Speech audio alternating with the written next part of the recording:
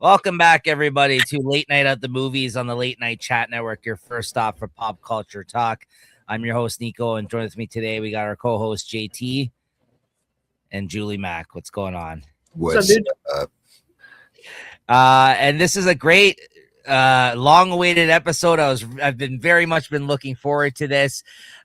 This is basically, me and Jay, when we used to do Late Night Chat here on the Late Night Chat Network with all of our other co-host friends. We used to do basically our year-end media reviews every year at the end of the year.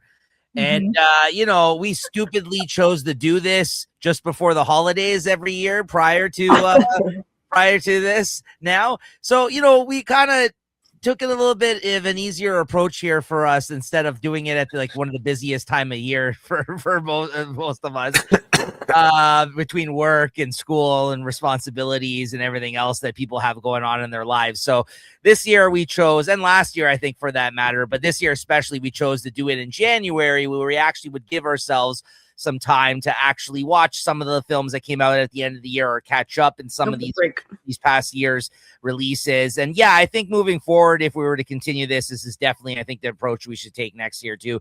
It was a lot easier and a lot better to be able to get through some of these things. And I actually made an effort this year to even rewatch some of these things a second time before actually placing them in my list, as a result of being off since December in terms of recording these episodes. So yeah, me and Jay used to do those episodes, the year-end media reviews, and we've kind of now have changed that in terms of our formatting to the movie crew here for Late Night at the Movies doing movies. And I also do want to give a quick shout out to another episode that will be in the feed soon, where we're going to be talking about our top 10 favorite TV shows of 2025. And we actually got one of our other co-hosts, Rob, that will be joining us for that episode. That'll be me and JT talking about that, because that's JT's real forte is talking about television here. So Max, unfortunately, I missed a few shows tonight. Oh, sorry.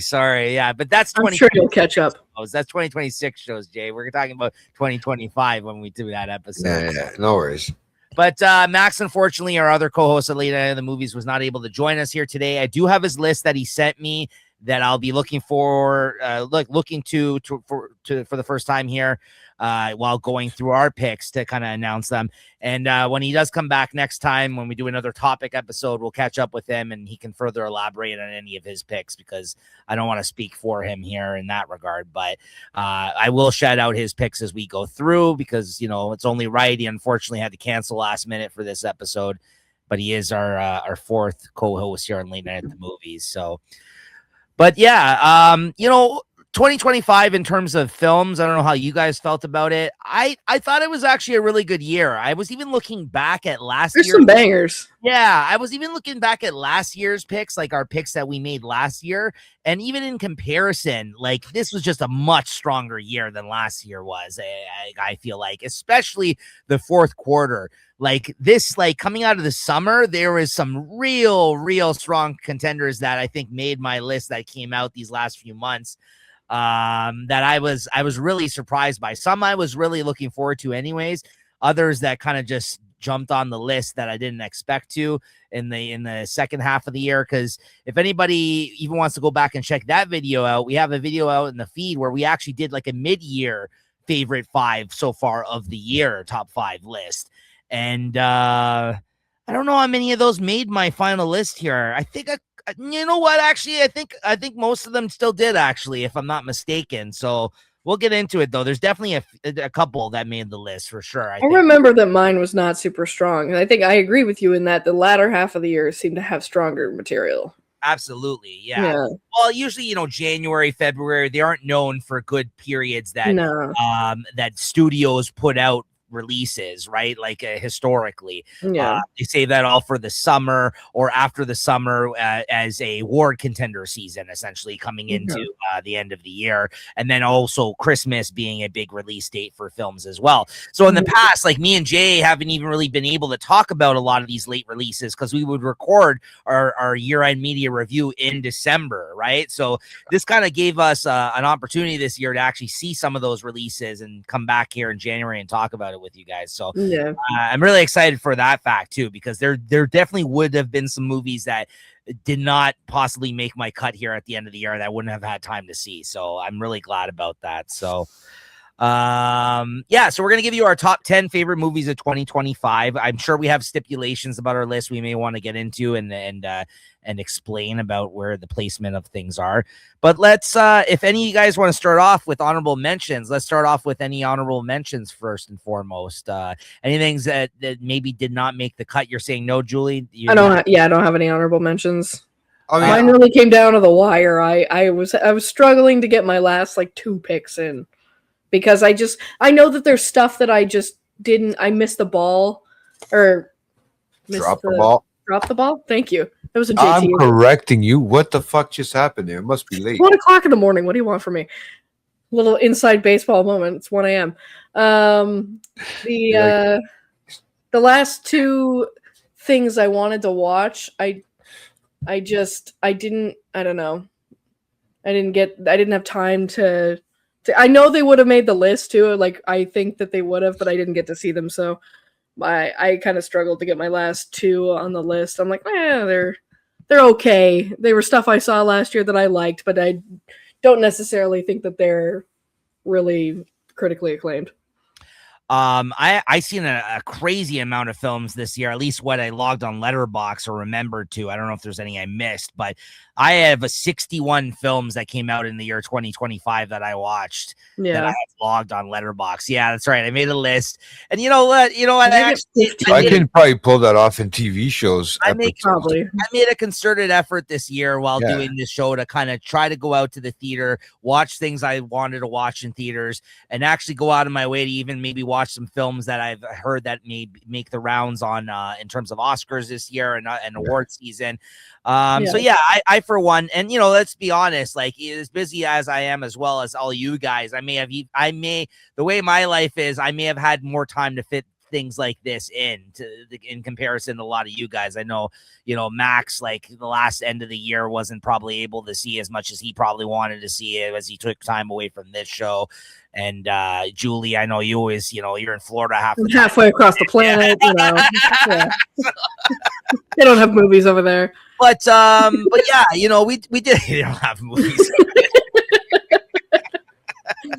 I'm too busy gallivanting around the countryside. He's too busy watching every TV show in existence. But I mean, like, I watched a lot of TV this year too. Actually, you didn't go to the theater 65 times. You watched some stuff that was like, no, I didn't go horror films. Like when you guys, we saw 65 things that came out this year. 61 things that came out in 2025, but that's everything. That's streaming, that's theaters, that's like when you do your October stuff and you watch a horror movie a day. I feel like there was a lot of horror movies that came out this year that maybe weren't like top notch, that wouldn't have made a list of yours by any means, right?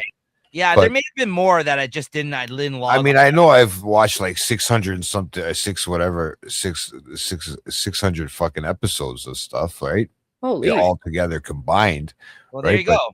So that's my 61 films, right? I didn't watch 2 episodes a day on average. I didn't watch as much TV this year, right? And I honestly, like, these last couple of weeks, if you looked at my activity on Letterboxd, I made an effort to rewatch almost every film that I thought might be in contention, plus some other ones for my list here. So, like, I have it on good authority. Like, this is the list that, like, my list is, I'm pretty certain on my list. But I will say some things suffered from, having watched them very recently, with maybe a week or 2 before this list. Recency bias. Yeah, recency bias, or even recency bias in the sense that I haven't had enough time with the film to actually consider putting it on my list. Like sometimes something like that, you'll love it so much and it may be recent in your mind, and that will be a reason to put it on the list. Other times I found like I really haven't sat with the movie all too long or gave it much thought because I was, it kind of, that's the period I don't like watching movies. It almost feels like homework when doing it for this purpose, where I'm like, I got to try to watch a few more films so maybe I'll add something to my list.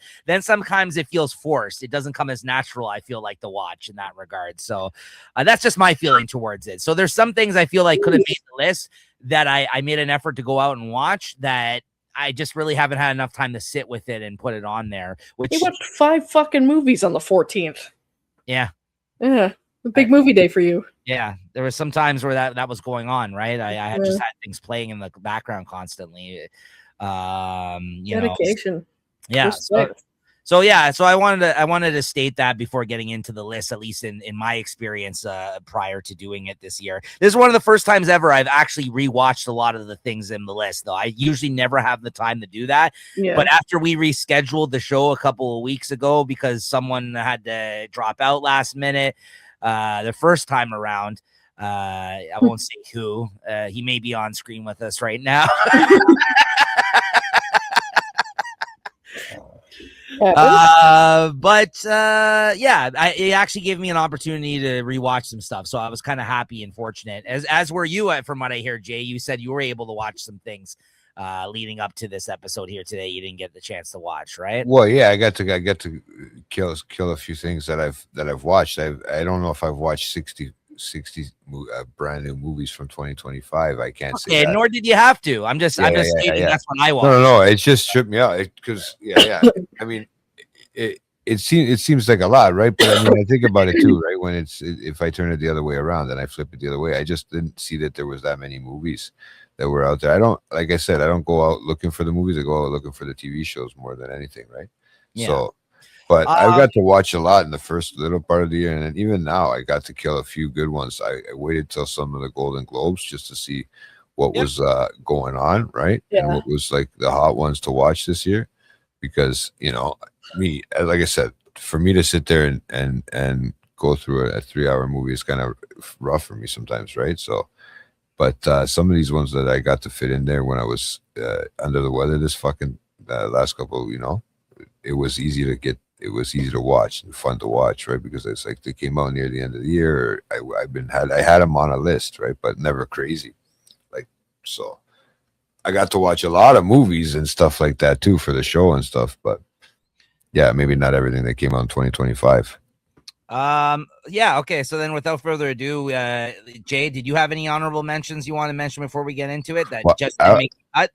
I want to wait now because I want to like revise that part because I Life with Chuck I was just started watching and I wasn't able to put that on my list, right? So that's something I've from 2025 that I actually wanted to get into because Chuck, because I've been trying to kill a lot of Stephen King stuff that's coming out this year too, so I tried to follow along that line too as well, right? Because I remember it being said that was a Stephen King novel at one point, so I wanted to see where that was going with it because it was a different style, right? I feel, and I had from what I had seen so far, so that kind of left it on an honorable mention, but that might fall somewhere in the list of stuff that I watched, right? But honorable mentions, no, not so much. I mean, I did think War of the Worlds was pretty good with the Ice Cube and stuff like that. Like that was like a nerdy little watch that I felt like I had to check it out. Right, one of the worst rated films of 2020. Probably, no, but that's why I'll give it honorable. I'll give it an honorable mention. By the way, I'm gonna go. I'm not gonna. I'm gonna try not to criticize. That's not try to criticize people's picks because this is a celebration of movies. All right, I just want to put that out there. Like, so if you liked it and you give your reasoning for liking something, I won't bust balls because, quite frankly, not everything is everyone's cup of tea, right? So I that was the one shot I'll give because War of the Worlds I heard was horrendous. You know what? But I enjoyed it because I like that type of nerdy shit. But then to watch Ice Cube try to play a dad and be nerdy at the same time, that was even more like cute for me at this moment, right? The memes that came out of that movie were just too funny. That's why I'm making fun of it. Just like all the clips of him doing stuff in that film, bro, with the glasses. Yeah, they're like clearly Ice Cube just recorded this movie from home. Yeah, all he had to do is put his name on it, right? Like, I mean, at the end of the day, that's really all he had to fucking do was put his fucking name on it. Yeah, right? It just looked like a dumpster fire. I'm sorry.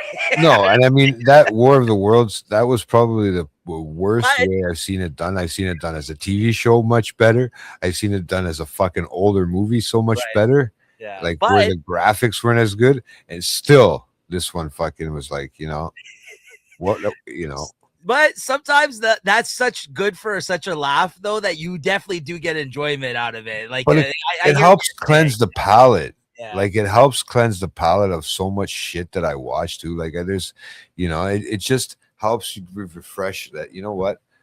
There is a lot of stupid shit out there, but it's still worth saying because it was a well-renowned movie in the past and still present when they've done it because they've redone that movie about half a dozen times in different ways, right? So but yeah, I mean it literally got on IMDb, it got one fucking one star. Okay. And I think it's from like 3 viewers. 10 people probably watched it. That's the rating it got, bro. But I just found it funny to see the old man. Like he's like an old man now, right? Like, he played it perfectly. He played the father. He played the father that was spying on that his son as he was trying to fucking figure out how to save this world. On Rotten Tomatoes, it has 4%. Yeah, exactly. Man. It's probably one of the worst watched movies.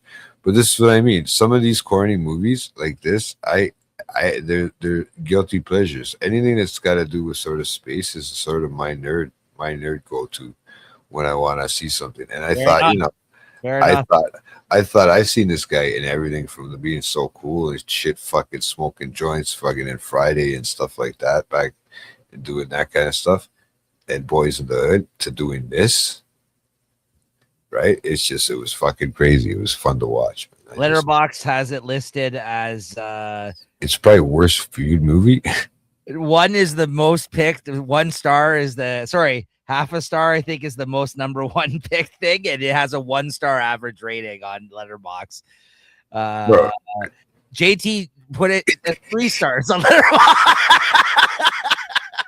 Hey, I tried helping the cause, man. No, but like I said, it's a guilty pleasure of mine. These space movies and stuff like that, regardless of what they are and how they're done, I think it's just a guilty pleasure of mine. So I would have threw that in as an honorable mention. I love it. My list, but I love it.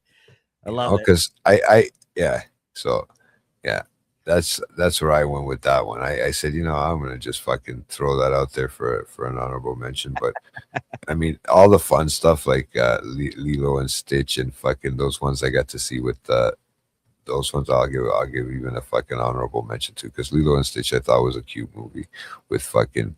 Is this the live action one that came out? Did that come out? Came out this year. Yeah, that came out this year, right? Yep. And we went to the theater to go watch that. Nice. Right. So that was more like more of a sentimental. That's why I just have it by I'll give it one of my for an honorable mention because nice. It's a new one that came out this year too, right? As well. Yeah, so live action version. Yeah. You're gonna love this one though. Okay? Hit me with it. An honorable mention, bro, and I'm gonna do this because, and I'm not just doing this for that either, bro. But you know what? It just Gabby's Dollhouse, bro. The live action, it's a fucking kids thing, dude. Like a little fucking 5-year-old. Who are you? Bro, I've changed when it's come to certain things. Yes, dude, I've changed. Okay, in a weird way. So right this year, it might not be the same type of viewing I did before. But bro, I went to the theaters to do it. This was an experience. These are movies I went to the theaters to watch too. I didn't go to theaters to watch fucking box office movies. I went to theaters to watch throwaway movies. I know, you literally were saying just on another recording, you don't know if you'll go watch The Odyssey in theaters, but you're there for Gabby's Dollhouse. I don't even know what that is. Who are you? Bro, you don't know Gabby's Dollhouse? As soon as you hashtag Gabby's Dollhouse and me putting it on there as an honorable mention, bro, we're going to have all kinds of fucking likes. Yeah, bro. I don't have any children in my life, Jay, so there you go. So it's just weird. It was one of those ones I just want to throw away, right? Fuck. Right? Mm-hmm. So, but yeah, those are my sort of throwaway ones. What? Gloria Estefan. Honorable mentions. But Wig are in this movie. Bro, yeah, exactly. Gloria Estefan. She's still, I'm telling you right now, she's the mother. She's great. It was interesting. Nice. It was interesting. I felt weird being in the theater with a bunch of kids. You know, like well, even though it was like a family setting in a sense. You look like a child predator, so I get it. Well, there's something perverted about this being on your list, and I can't explain it. No, I will not elaborate. I didn't put down, because I don't need my algorithm or anything, but I didn't put down Gabby's Dollhouse in my letterbox because I wonder why. I don't need them knowing that I watched it. Okay, but I'm just telling you guys. Okay, so it's an honorable mention for me. Okay. Don't tell anyone. Yeah, I really like Gabby's Dollhouse. Yeah, dude. Like if fuck. Yeah, I've watched some weird shit like when it's come to that. Okay. Oh, boy. Okay. So my honorable mentions are actually all movies I could see on like my top 10. Honestly, they just didn't make the cut.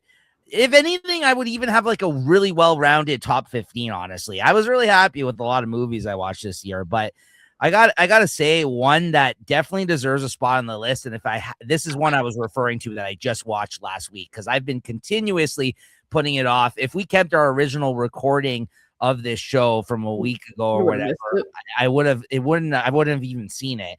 I've been putting this movie off just because like the subject matter I didn't want to maybe subject myself to it, and that's Ari Aster's Eddington. I gotta say though, especially the second half of the film, it's fantastic. It's really good. If I had a little bit more time with this, I think it should be on my top 10. That's why I'm kind of going to throw this out here. But I got to be real with myself. It's hard to get through because it is honestly, if I had a way to kind of describe the film, it is like doom scrolling the film.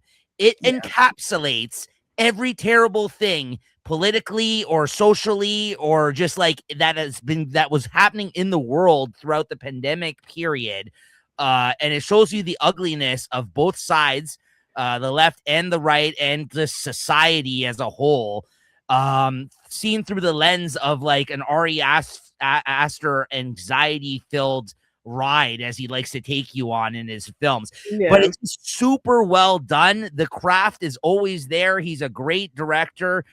And the second half of the film was really exhilarating. There's a certain part which I won't spoil that happens to one of the characters in it, and the second half of the movie is just like it turns into a insane action film of sorts with like just which I didn't know, like he had all this great like action choreography in him. Like it's basically, because I heard people refer to it as like a modern Western in terms of the themes and stuff like that, and that and it definitely was that for majority of the film, or at least the second half of the film.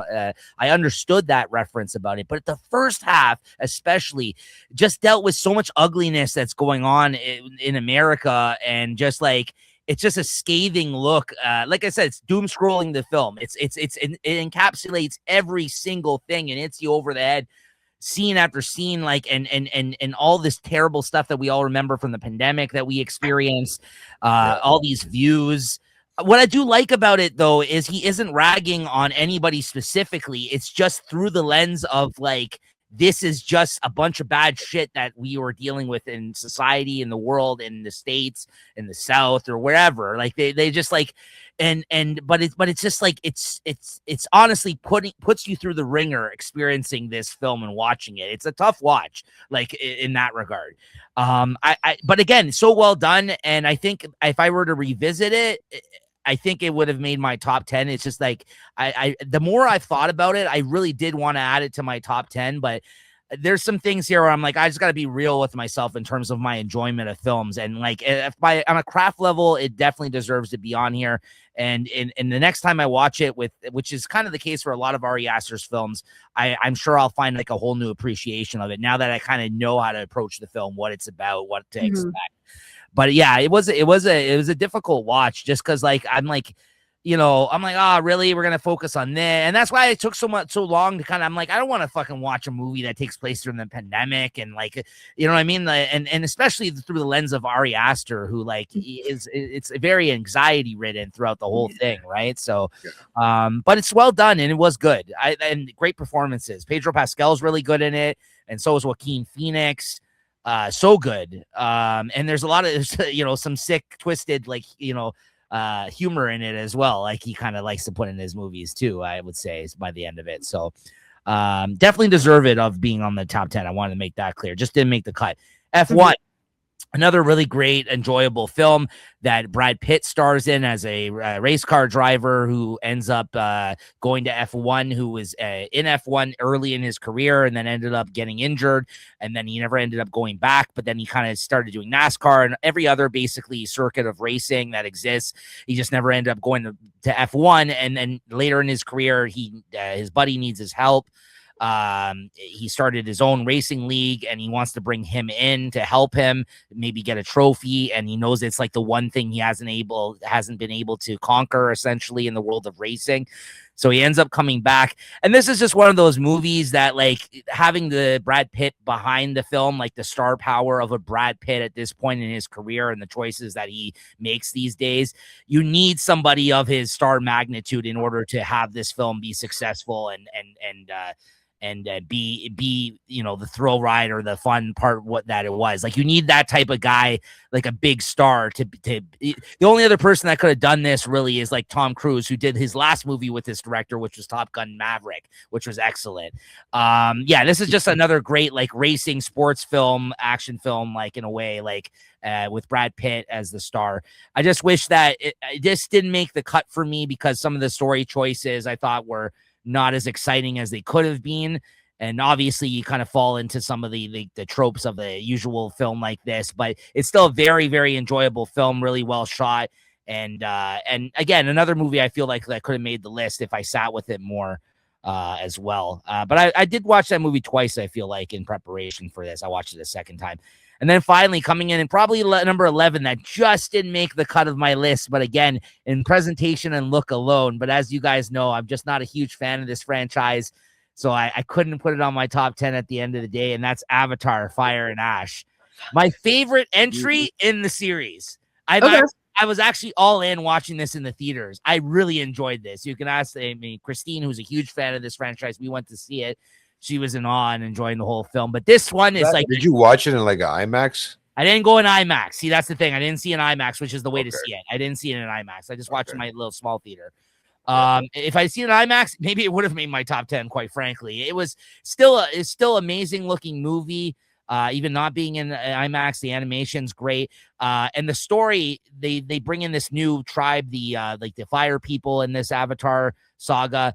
And it's just a full out war. The whole movie is just like almost 3 hours of like a war between them and the government and the Avatar people, like the regular people that we know from the other films.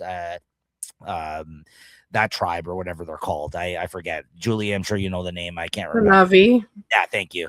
But again, just all the same themes that you had in the other movies about the environment and about the government trying to interfering with all that aspect of it and their way of life. But just seeing all the characters from the other films come together in this one while reintroducing a new antagonist. Plus with the government still involved, I thought like it really made for an interesting kind of story between all of these people. And then it was just like 2 hours of James Cameron directed action. So you can't go wrong in that regard. It was really good. I just really don't care about these films in that way. So I feel like it's a lot for me even to say this. And that's why I wanted to give it its praise. And say it could have made the top 10. I just shaved it off of 10 into 11. Like I was bouncing back and forth between these last two films. Julie, I know you're a huge fan of these. I haven't seen it yet, which is one of the ones I was talking about that I was like, fuck, I really wanted to go to the theater to see that one. Max is a huge fan of these movies too. I when we talked about the trailer. I don't know if you were on that episode when we did the trailer. I don't think so. I've seen the trailer. I might have been, but I was just thinking about it's kind of funny that I could see you smoking on screen. You're not hiding it. I don't know why you're kind of going off to the side when we can all really see you with the cigarette. Who you're hiding it from on the internet that's watching. I just wanted to point that out. Quite frankly, if you guys see him sucking dick off screen on the show, that's what he's doing. You know why. Now you know why. I was just thinking about it's kind of funny that like the Avatar movie series obviously took like when the last Airbender movie was coming out, like they kind of like beat them to the punch and got the Avatar name, and they've put out 3 movies in an Elemental trilogy, and there's a 4th one coming that's obviously going to be Earth based. Isn't it kind of funny that it worked out that like Avatar. Yeah. The other Avatar series was also an elemental thing. Yep. Yeah, I know. Because we've had wind, water, and fire. So now there's got to be earth. I mean, maybe the first one could have been earth based. Maybe the next one will be wind. I don't know. But yeah, it was a great movie. I very much enjoyed my experience. That was one of the ones I was like, fuck, I really should have made time to see this one. Yeah. But this is one that you'd have to start if you started with the original one first, right? I mean, like, because I've never actually seen Avatar, to be honest with you, like the original Avatar. It holds up. So, I mean, well, I think it does. I didn't love the second one all that much. I just like my impression of it was like whatever. I feel like it wasn't very memorable to me.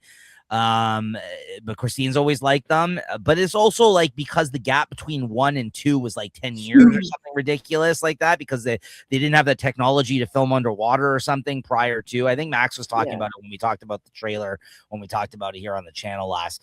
But that being said, I think other than the first one, this is my favorite one. It might be my favorite one, this third one. So like, I just think like it injected this new group of people into it, which I thought was very much needed. And as a follow-up after having seen the last one only like a couple of years ago, whenever it came out, it didn't feel like such a long gap, like because it wasn't between the first and the second. So I quite liked this one. Yeah, I think you might dig them, Jay. Actually, I think you would like them, honestly. The Avatar ones, but I would feel like I need to see it on a bigger fucking TV than my little. The first one you don't. The first one's fine. No, the first one's fine on a TV. Don't watch it on your phone. I would watch it on a TV. No, but that's why I stream it right. No, I don't think you need to see the first one in the theater. The second one, I can't really make an argument for that. I only saw that in the theater. Because the graphics look pretty cool and they keep getting better. I mean, they've been cool and like they've been cool since trailers to it.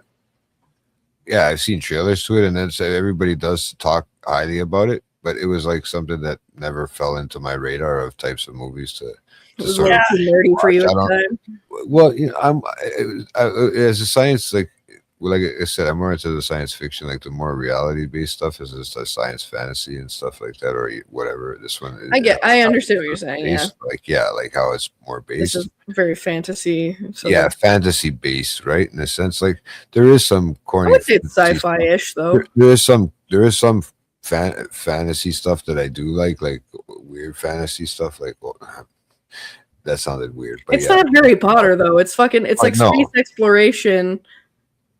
The first one is like space exploration with this added element. That's what I'm thinking. Like, something like that. If I put it into that category, maybe I'd watch it. Something like Space Odyssey or something like that. In a sense, like the TV shows and certain things that would have come out. Yeah, it's very much an action movie. I would say too. It's not. But they're a long watch, and I'm not outside a watch or something like that. Yeah, to check it out and see. Like, I think you'd like it. Give it a shot this year. You should check out the first one and see what you think. If you like the first one, then I think you'd be all in, quite frankly. Yeah. But like, again, I just had to be true to myself, and maybe in that sense, it's unfair. But you'll see from the next few entries on my list why I couldn't make my list, because I like these other things, franchises and things, much more than the Avatar. So that's why I just couldn't make it. But it's definitely, again, deserve it of being on the top 10. That's why, like, if we really went into it like more, like if I was really happy, honestly, with the well-rounded top 15, really happy with my list if I even had to go that far. But I just gave you the 3 there, so there you go. That's 13 to 11 essentially. Julie, you want to start us off with your number 10 of your list? Did Max have any honorable mentions? Oh yes, sorry, thanks for reminding me. He had one, which I guess counts.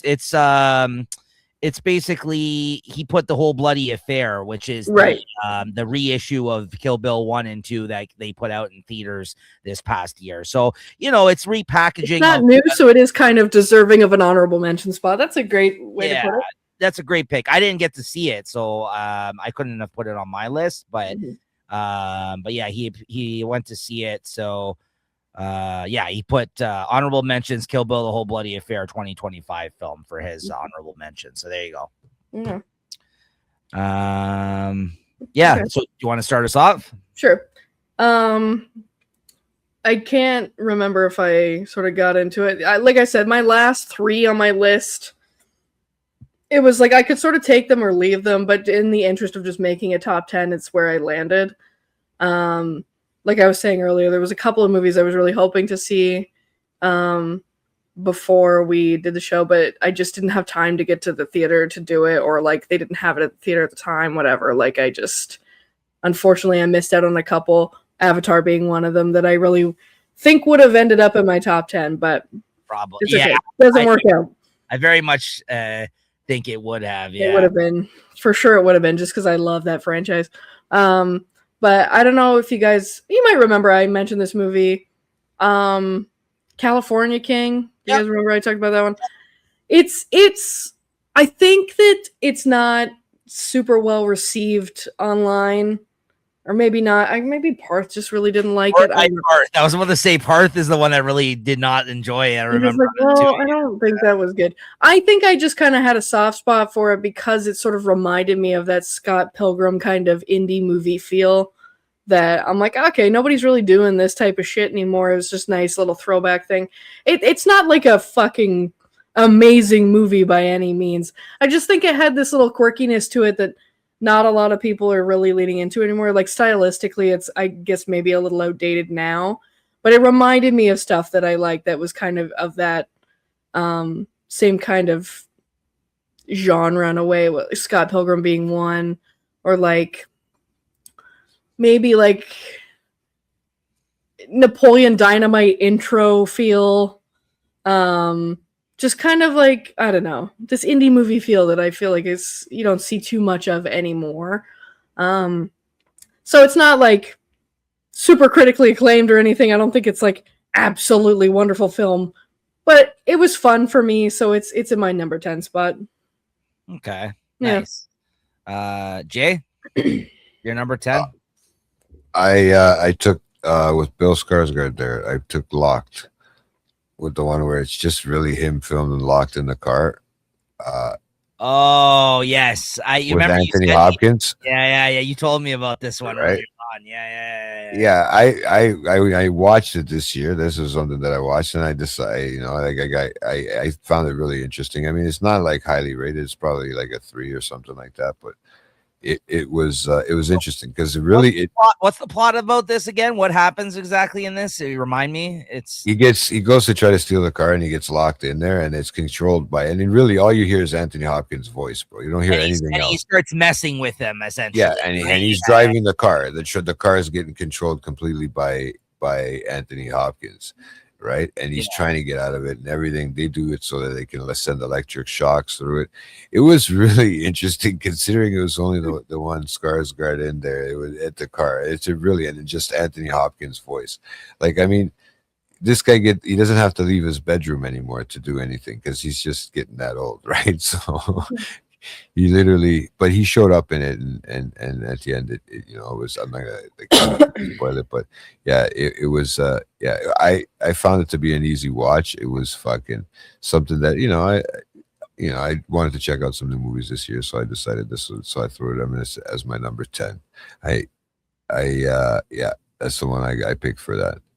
Yeah. Oh, okay. So for my number 10, I put Sinners. Out there, eh? Well, really? Yeah. So listen, me and Max talked about this, I think, earlier in the year when you talked about it with us at that time too, Jay, because I like the vampires movies. Julie at that time hadn't seen it yet. Upon the first watch, I thought it was good. It was solid, but I felt like it was very overrated because it was getting a lot of acclaim. I think we talked about this, Max and me, on the show. We just thought it was going to be more vampire stuff in it, the way that it was like advertised, as opposed to getting not as much vampire stuff in it, and it being obviously more about, you know, Black culture and music and like, which like, again, that stuff was all great in it. And this movie is definitely getting a lot of acclaim also because of that, or the way that the film was put together, or Coogler, how he kind of made his deal with Hollywood and actually putting this movie out. So like, it's getting a lot of acclaim for a lot of other things outside of the story of the movie, I felt like. But Michael B. Jordan did a great job in it, playing those two brothers, those you know, Stacks and Smoke. He's playing himself. Yeah, It's crazy. And I watched it a second time previous to this. And I'm glad I still was able to fit it on my list, because even this second time around watching it, and that's why I said I'm glad I rewatched a bunch of things. I enjoyed it a lot more now that I've had distance from the release in terms of the hype. And it's just a really well-made movie. There's that whole sequence with the evolution of music, of Black music that they do in the film, which was amazing. And the ending is great too. Great ending. I love how they ended it. I love how they came back in the future as vampires that have survived, and see that guy in the jazz club at the end and make an appearance. And he's like all like hip hopped out at that point, and in terms of his clothing and all that, he's got the Coogee sweater and all that kind of stuff. I thought that was so cool. That they survived and were able to show back up at the end of the film. And it's just a really well done, well made movie, and great story as well. So I did really like it, but again, it just snuck in on the top 10, and I almost considered taking it out for Avatar, just because, again, if I'm being real, I just wish there was more vampire stuff in the film. You know, Dusk Till Dawn, it's kind of similar in the sense they're all like locked in a place and they dealt with vampires, and I thought it was going to be more of that kind of thing that like you got from the movie Dusk Till Dawn, where the whole thing is them just fighting vampires once they get there. And again, totally different movie, because the point of that film is not what they're trying to do with this film. But I think going back into it and actually knowing that this time, I really appreciated it and enjoyed it a lot more the second go around. But again, if I'm just being real with myself, I liked the other movies ahead of this just a little bit more, especially in the next few slots. So yeah, I know that might come as a surprise to some, because you maybe I remember how fondly you talked about it the first time around. Still made the top 10. I still enjoy it, but I expected you to have it higher ranked. That's all. But yeah all right. Yeah. I'm telling you, this, I had it in my top 5 when we talked about it here in the year, for the top 5 that we highlighted of the year so far. Yeah. This second half of the year, though, man, it's just there was just much better releases in my opinion, and things I was looking forward to that really paid off. So cool. So Sinners, I'll put in that number 10 spot. Max he actually has a tie here, so I guess you can even count one of these as honorable mention in a sense. But thematically, these make sense to be together, and that's Accountant 2, which actually me, Jay, and him actually went out to watch this year. We did make it to the theaters for that. And Den of Thieves 2, both action films, which we also talked about in our top 5 early in the year, if I remember. Accountant 2 was in mine. Accountant 2 is like my 14 out of like 15, I would say, that I didn't mention in my 3 honorable mentions. It's definitely in the mix of my top 15 too, though. I really enjoyed it. Den of Thieves 2 I didn't love as much as the original, but yeah, no, good picks. These were good action films, so it makes sense. And he had talked about both of these earlier in the year as well, so that tracks in that regard. So that's his number 10, Max. All right, Julie, go ahead with your number 9. Another one that was just kind of like, you know, not super critically acclaimed, but I enjoyed it. It was fun. It was a nostalgia pick, perhaps. Happy Gilmore 2. Yeah. Hey, the Sandman. I mean, can't hate on him, right? I love the Sandman. Yeah. You know, comedies don't really get a lot of love when it comes to awards time, that type of thing. You know, they just don't rank super high for people. And I didn't see a lot of shit this year, but I definitely saw some shit that was way worse than that. So it deserves placement for me.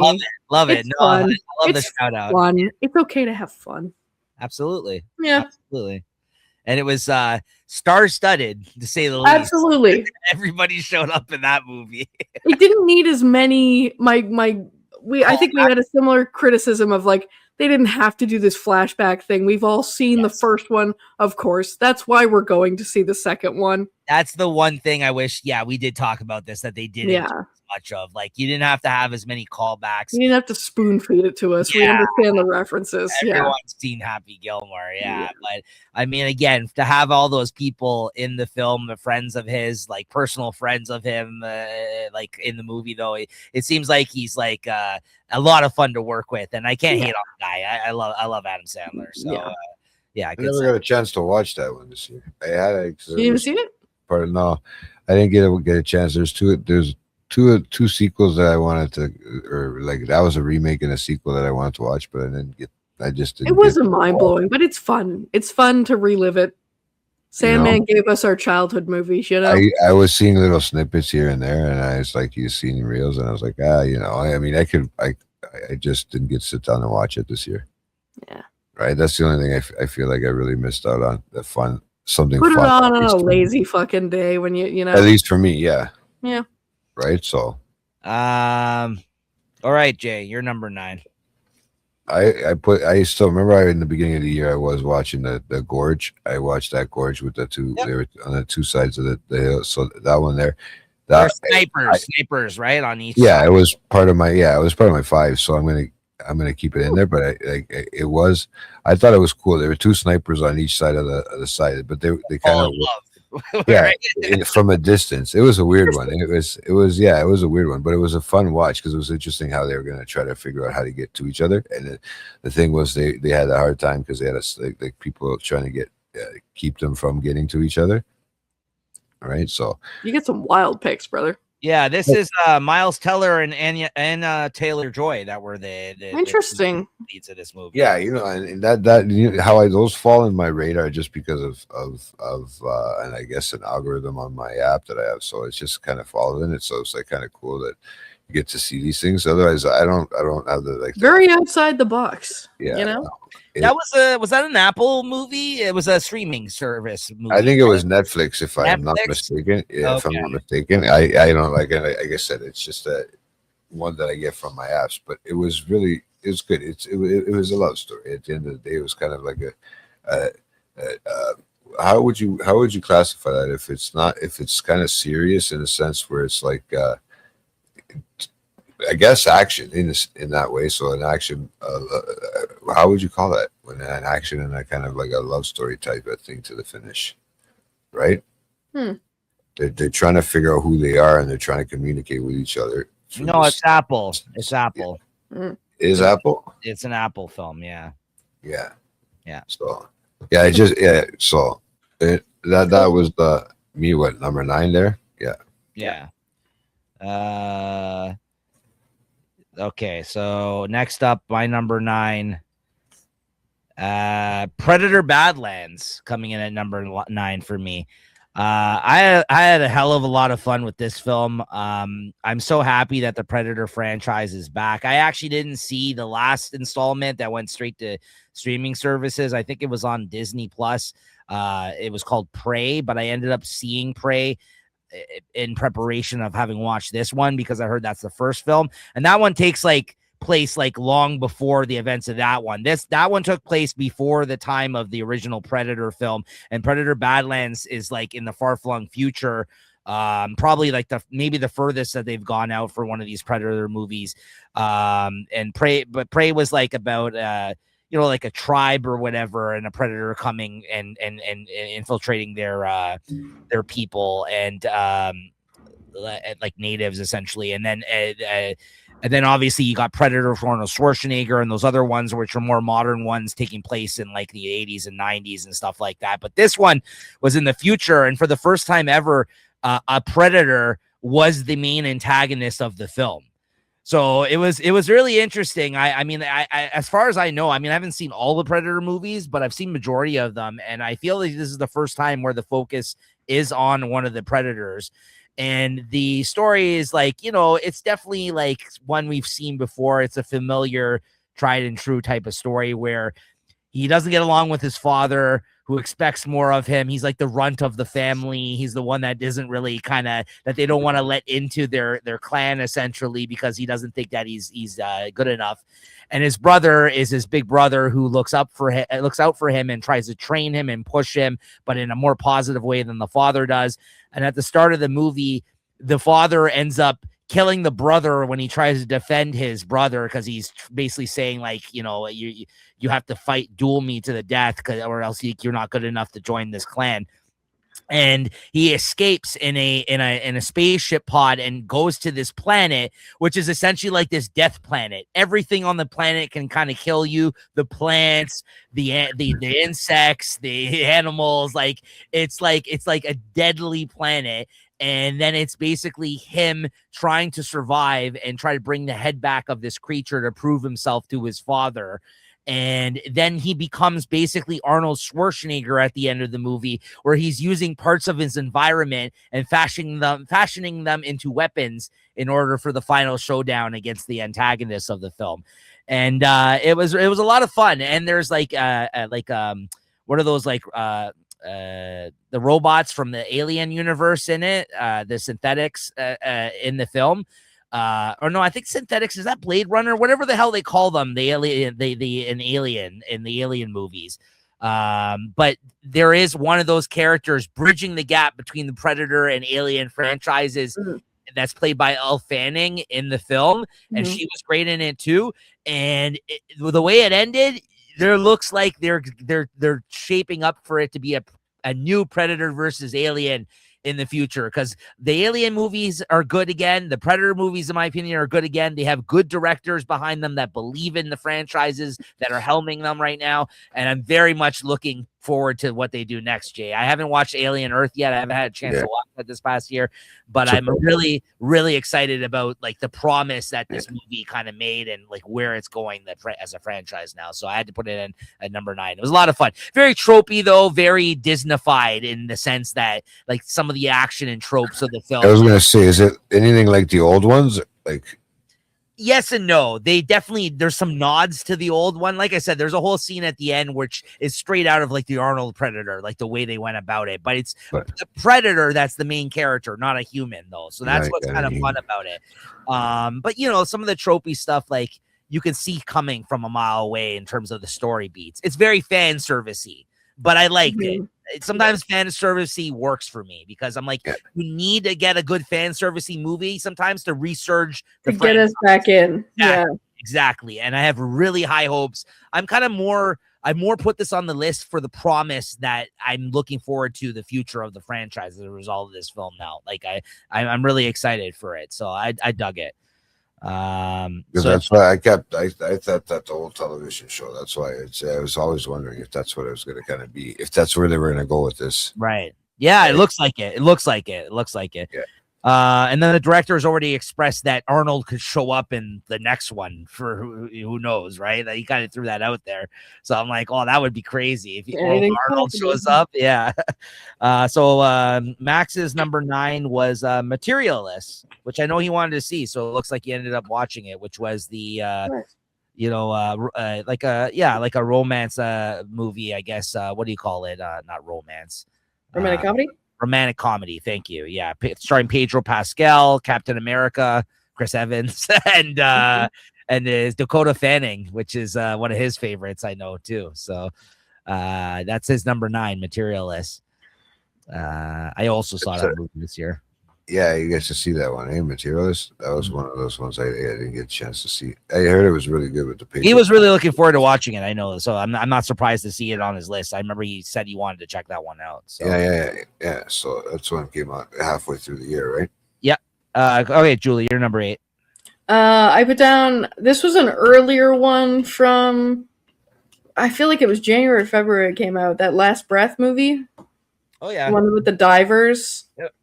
Again, I feel like that one was not super well received online, but it was intense. I liked it. Like it was. See that in theaters, right? Wasn't that like a birthday movie or something? Or no, I just went and saw it. It was just kind of a day that I don't know. I was looking for something to do. I don't know. I just went and saw it one day. It was just like I was at the theater and I was like, well, let's just pick one, and I went to that one, and.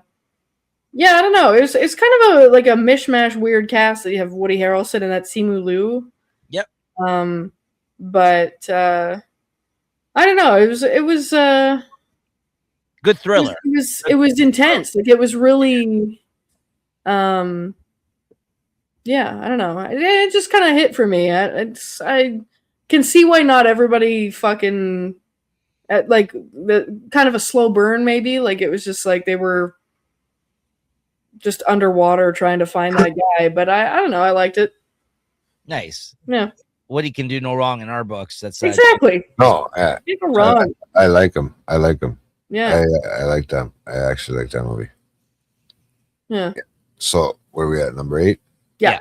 I got my neighborhood watch with my my Negan. Yeah. I thought that was a very interesting movie. The way they put it together. He helped this mentally ill kid, but it's played by what's his name?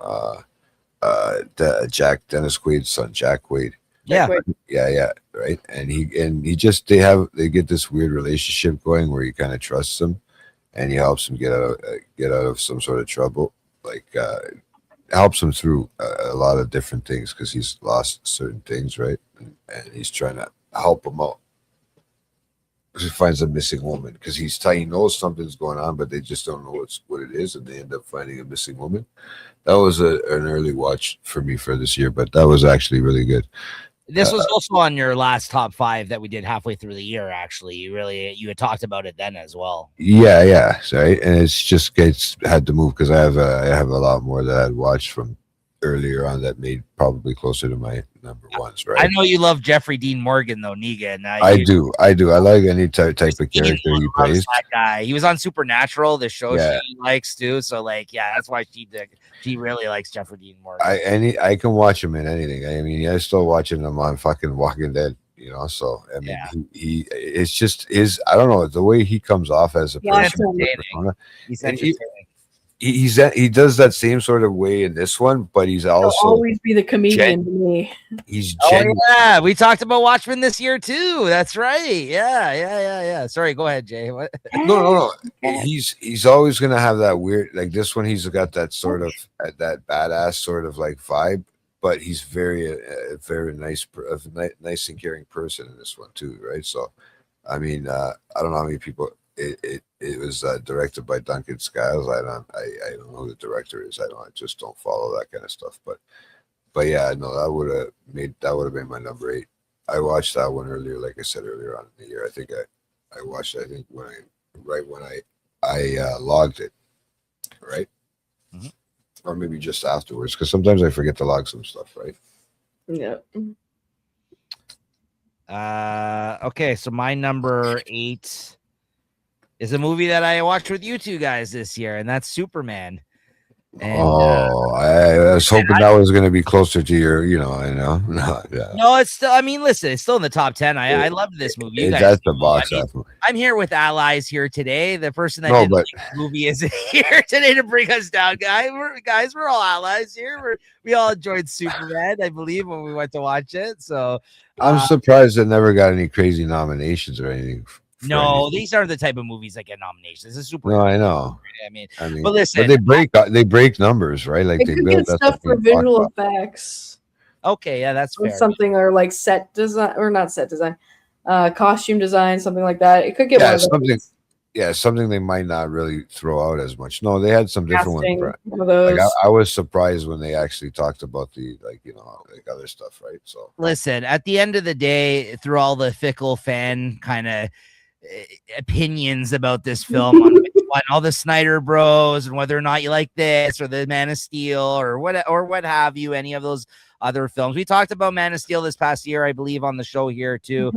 Mm-hmm. Which is good. It's a solid movie. I actually do have appreciation more so having talked about it here on the show with you guys and even getting into lively conversations with not Max or other people we know, even friends of mine or comic book nerds that I encountered at the comic book store about like this film or the other Snyderverse stuff and which is better or if this movie was good or not. And listen, it didn't work for everyone, but it worked for me. I love James Gunn stuff. I loved Peacemaker this year that he did as well. I just like his tone of his films. And this movie was just fun. And I literally like the messaging of the movie. Like if we become such a fickle group of society that, you know, maybe being kind is the new punk rock. Like I dug like what he had to say in this movie. Yes, maybe that sounds a little corny, and it maybe some of the things didn't work for people in the movie, but I dug this version of Superman in this, and I dug his messaging and of the film, and I liked. It was fun. I liked it. I mean, it's at the end of the day, I just liked it, and I'm really excited to see where he goes with this in terms of his DC involvement. It just felt very James Gunn to me. Like anybody who likes James Gunn's other films and you don't like this movie, I think it's just a sense of you didn't like the characterization of Superman. And if you didn't like it because of that, that's fair. But I really enjoyed this movie this year. Oh yeah, for sure. Yeah, I got into so many conversations with people, I feel like, even outside of this show, that were on the other side of the fence that didn't like this film. So there's, you know, listen, there's a lot of them out there. It didn't work for some people, this version of Superman. Superman's such a beloved character. Maybe it's because I don't hold him closely like I do other characters, that I was just able to have fun with this one personally. I like James Gunn stuff. So yeah, straight up. And you know, is this the one we went to when it was like dire heat outside and yeah, you were dying. I thought I didn't think I was gonna pass out. It was crazy. Yeah, you know, these guys made me eat at a regular time. Like they brought me in the heat. He drank a bottle of water on the walk.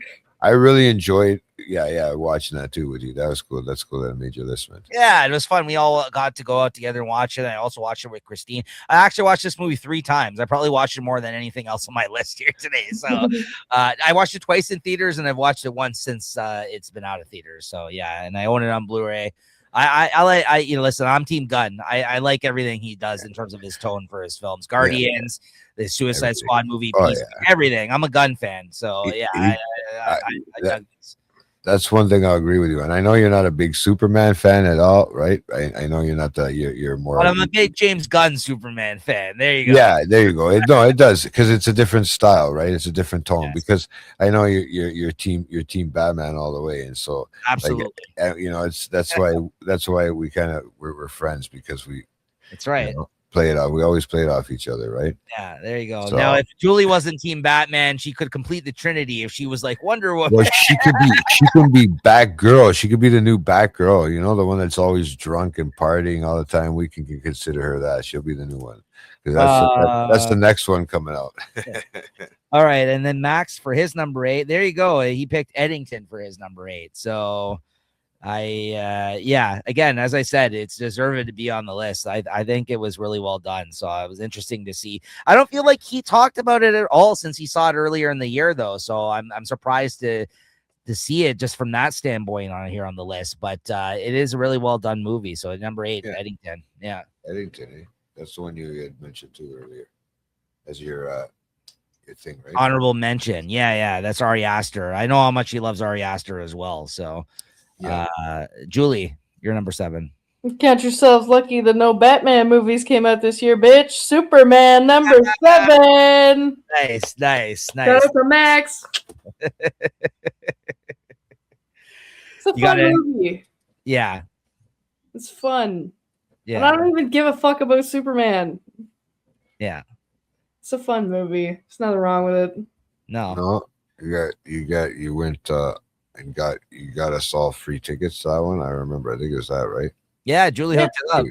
Julie hooked it up. Right. Fucking those Cineplex points, dude. I got another 12 free movies. I haven't been to the theater all since then. Oh, you're part of the Cine Club? Is that it? Yep. Okay. Yep. So those I should stop paying for it. I don't go anymore. But whatever. I got a bunch of points. We'll go see fucking Odyssey or something. Yeah, I'm game. Yeah. So anything else to add to that? Then you're a Batman girl, but yet you still dug the Superman this year. It's gotta be a superhero movie somewhere on the list. Come on, that's my shit. That's true. No, I agree with what Nico said. It's a fun movie. The messaging's good. It was, I think that it's not really award show worthy necessarily. It's just a little bit too flashy too. But if it does place or get a nomination for anything in like visual effects or costume design, makeup, hair, one of those categories, I wouldn't be surprised. That's just kind of a nod to it for being a good movie. But Yeah, this is a fun movie. From here on, my list gets more serious, but it's kind of Yeah, I had to be true to myself. It had to make my list. I can't deny how much I loved it this year. It was definitely my favorite superhero movie that came out this year. So, yeah, I don't think I saw anything else in the hero genre. I saw Fantastic Four and Thunderbolts. I've seen all the other Marvel ones that came out, but DC took it this year, which is surprising. But I've fallen off on Marvel. They totally switched. They're going a whole different way now. This is going to be interesting, like you said, how they're going to play out with the next ones that roll out. Because I've already heard stories about Supergirl that's coming out and stuff like that. So I've already heard a lot of rumors about that, and I try to stay off them because they're right now they're just rumors and speculations, right? Yeah. But, JT, what's your number 7? The Monkey with Theo James. Oh, there you go. Another Stephen King adaptation. There you go, bro. It'll wind up telling you dude, I ended up fucking doing a lot of stuff like that this year. It seems to just happen. Like, I don't know what it is with the Stephen King. It just seems to fall in. It's you know what, bro? It's in a lot of stuff, especially if it comes to horror and stuff like that. This was like a psychological fucking style horror in that sense, with these the way it fucks with you, that doll that's just cursed and it's just falling around, doesn't matter what they do, and they finally end up getting rid of it. Probably not such a highly acclaimed movie, nothing that's gonna win an Academy Award or fucking anything. I like Theo James as an actor myself personally. I think he does a lot of good stuff, with even the British stuff that he does. Gentleman, he was in the Gentleman TV show. Yeah, he's been in a lot of different things like that, and he's just a good character. He's a good actor. Nothing to cry home about, but yeah, that's that. Nothing to cry home about. There you go. I don't know. Fuck. Nothing to write home about. Write home about. Not cry. Right. There you go. All right. I'm a little occupied right now. I'd type it in the thing. I can see that. Yeah. Nothing to cry home about. I'll write it down. All right, Jay. No problem, son. Yeah. All right, Jay.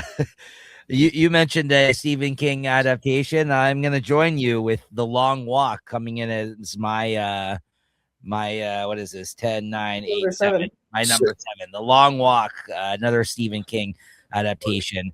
One that Christina actually read this year before we actually went to see it. And she actually, in one of the rare occurrences, said that the movie actually added to the novella and actually it made it better, in a sense, the direction that they went, like the way they were able to. The ending was a bit different, and actually getting to see the characters conversate with each other, and actually you feel emotions grow for the characters throughout the film as the film went on, I guess was more impactful to actually as a viewing experience. I got to say, this really had a lasting effect on me after watching the movie. I thought a lot about it after watching it. It's very bleak. It's extremely bleak, the film. It's not like a, if Superman doesn't beat around the bush. If Superman was like the super fun film of the year, this was anything but. This was just on the other end of the scale, super bleak, and it didn't make you feel good about the world or this scenario, this possible future, because people literally just signed up to get a prize at the end of the day and get and to have better their lives essentially in this world that they live in by joining this walk where only one person survives, and you have to walk for days and miles in order to survive this scenario. And you just saw people dropping like flies along the way. But the great part about it was, again, is like it was a male bonding kind of experience of all these guys on the road getting to know one another and just hanging out for a while and getting to know each other through this shared, again, trauma experience. A lot of themes, again, Stephen King. Stand By Me meets The Hunger Games. Yeah, exactly. And I believe the person that directed this was the person that directed the Hunger Games films, actually, now that you say that. Hunger Games was great, too. it's the same type of setup essentially. Yeah, just fight for your life, basically fight for your life. But again, like in Hunger Games, where it's like districts are competing against each other, it's the same thing. It's just all these people that live in this town that are basically fighting for their lives in this scenario. And so similar to The Running Man, which also came out this year, same type of thing, right? In a way, like it's people in these terrible futures that are trying to better their situation by being put through the meat grinder of this terrible bleak game, essentially, like for entertainment purposes. So again, I really like the things that it left you thinking about at the end of the film, and for being such a basic concept of people just talking on the road, it really had a lot to do with the dialogue and the acting and the characters. You really had to do a lot for them to get you invested in this story. So great stuff. Really enjoyed it. And that's my number 7. Max's number 7 on his list was The Life of Chuck. There you go, Jay. Oh, wow. A Stephen King round almost. Wow. That seems that's almost how that worked out, eh? Yeah, The Life of Chuck is number 7 on Max. I ruined our streak with Superman. Isn't that going to put a bee in his bonnet? Yeah. It's coming in at number 7. There you go, guys. That doesn't prove what we're saying about Stephen King having a hell of a year right there in all of our lists. We all had different Stephen King adaptations to film. Yeah, that's fucking weird. What's the chances of that? Is that what do you call it? What? Like the flip of the coin thing? Goocher? Yeah, Goocher. Sorry, guys. It's a joke if you go back. Watch our Stand By Me movie show, guys. Once that drops. Yeah. All right, Julie, go ahead. You're number 6. I don't know if I didn't look at anybody else's list. I was trying not to cheat, like anybody else's diaries before the thing. So I don't know if anybody else saw this one or not. I don't think we've talked about it. My number 6 is Begonia. I watched it like 2 weeks ago. That was one of the films that I tried to watch before talking about it today. It's extremely fucking weird, but that's very Yorgos. So like, not really a surprise. I actually would argue it's one of his most grounded films until the end, to be honest with you. I suppose. Yeah. Some other people say that the Poor Things was his most like audience friendly one. That not at all. That movie was super bizarre. Some other people said it was more universally approachable to like people that don't know who he is and like don't know how fucking weird his movies are. His most well-regarded films, I'll say. Maybe maybe that. Yeah. It's extremely fucking strange. Yes. And it's a little just a slight predictability to it because I knew what was going to happen. But the cat's had enough. It's really weird. But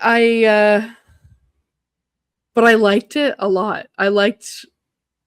It's so fucking bizarre. And you know what? It gives me PTSD from like some people that I fucking know that could relate to the main characters. Incels. Yeah. Yeah. Fucking incels. And just like generally weird fucking, I don't know, just like red-pilled weird people. And Avi Stavros being in there, it was pretty fun seeing. That's hilarious. And his fucking letterboxed review of it is so funny. Oh, I didn't see that. Yeah, it's one of like the pinned ones near the top. Like whatever, it's up near the top of the reviews thing. What's it about? His tag is like Stavi Baby something. It's about a couple of like guys that went like down the internet hole of like conspiracy essentially, like and he believes that this girl that's like the head of like a pharmaceutical company is actually an alien in disguise. It's about guys that like incels who like 4chan the movie. Yeah, like they spend all this time at home without like human interaction or interaction with like women and stuff like that. So they're like Reddit conspiracy theorists that had a Joe Rogan podcast and became human.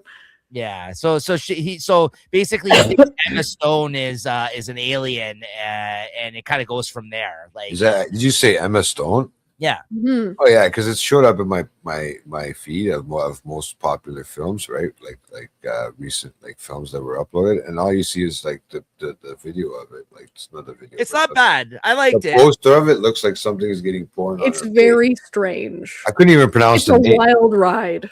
How do you pronounce the name there? Begonia. It's a flower. It's there. It's on a list too to watch, right? I mean, it's something there, but I just couldn't figure out what the heck it was, right? Like I didn't know what it was going to be about. And the trailer is very misleading. Yeah, Jesse Plemons is in it. JT, the guy from Breaking Bad, and he dropped a shit ton of weight to be that guy. Actually, the shaved head guy, the Nazi, the Nazi guy that tortures Jesse. Oh, Jesse, the whitehead guy, the chicken, like shit. Not Jesse, no. The other guy that tortures. The guy that Todd. Todd, yeah, the white guy, the white guy, the Nazi guy. Unwell, skinny for this movie. Yeah, he looks really unwell. Well, Emma Stone and him have been kind of a team with Yorgos on 3 films back to back. I think now at this point, I heard a couple of films together, which I didn't care for the last one that they did, Acts of Kindness, but I did like this one in comparison. I thought this was solid. There's that other one. It's so funny, and that the Earth being flat. Just like being in there and not mentioned or discussed at all is also so funny. But that's about internet culture, conspiracist type people, and how that can go sour. Yeah, exactly. So yeah, cool. That sounds cool. Yeah, you might dig it. It is weird. So it's weird. You like weird stuff. It's bizarre, but you'll think it's funny. Yeah, I enjoyed it. So there's a couple of fucking moments there that I did not see coming. Also, they're like the obvious one. I predicted, but there's a bit in the middle there that I did not fucking expect to happen. I liked your review on it when you put No, not November Gone Extremely Wrong. Yeah. It's like they're like dudes that think that if you don't jack off, you're gonna preserve your masculinity.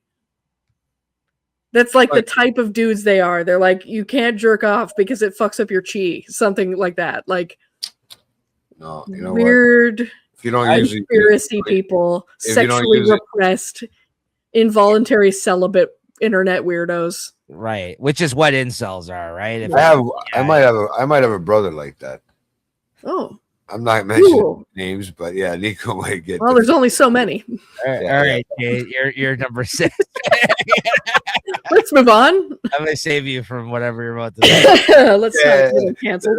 That helps me. No, I wasn't gonna say anything. I was just gonna leave it up. No, it's something. That's why it's a commentary on that. It's something that exists between a lot of young men. Yeah, that's why I wasn't gonna approach it, but I was like, I think I might. Right, that's why I said that. So.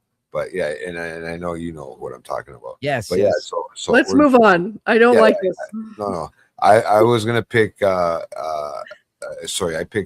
my number 6, I picked Julia Gardner's one there, Weapons, with the fucking thing that I love that though. That I did a little bit of like a horror film, like I said, sort of type sketchy thriller sort of sense. So yeah, bro. That fucking and how they all disappeared at the same time, at the same thing. And having the fun time looking for them and finding them. Weapons is great. Yeah. Right. So that one made it a number 6 for me. Right. I could probably give it another rewatch. I don't know. I liked it. I thought it was really interesting. She's a great actress too, I think. Julia Garner, yeah, she was good in it.